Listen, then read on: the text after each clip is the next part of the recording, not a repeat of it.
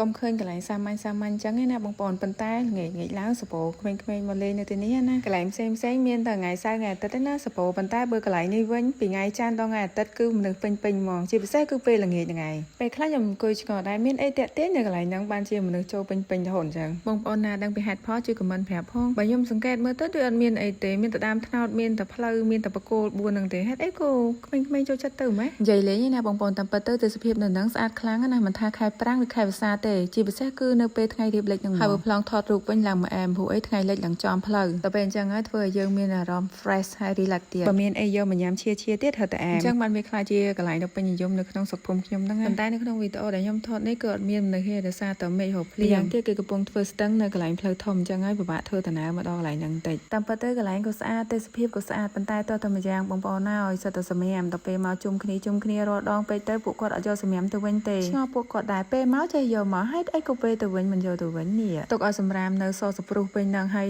ឥឡូវរកតែកន្លែងថតរូបក៏អត់បានដែរព្រោះអីកន្លែងទៅណាក៏សម្រាមកន្លែងទៅណាក៏សម្រាមថ្ងៃលេងស្អាតប៉ុណ្ណាទេសភាពវាស្រែស្អាតប៉ុណ្ណាក៏លេងស្អាតតែដោយសារតែសម្រាមវាឡើងសសព្រុសពេញហ្នឹងអញ្ចឹងខ្ញុំធ្វើវីដេអូនេះឡើងគ្រាន់ជាការសំណូមពរដល់ក្មេងៗដែលមកលេងនៅទីនេះបើញ៉ាំអីហើយថងហើយក៏ផ្លាស្ទិកអីផ្សេងយកទៅផ្ទះវិញផងវាក៏ជាការបញ្ជាក់ពីភាពថ្លៃថ្នូររបស់យើងគ្រប់គ្នាដែរបរិស្ថានស្អាតផ្ដើមពីយើងគ្រប់គ្នាយើងគ្រាន់តែចូលរួមម្នាក់តិច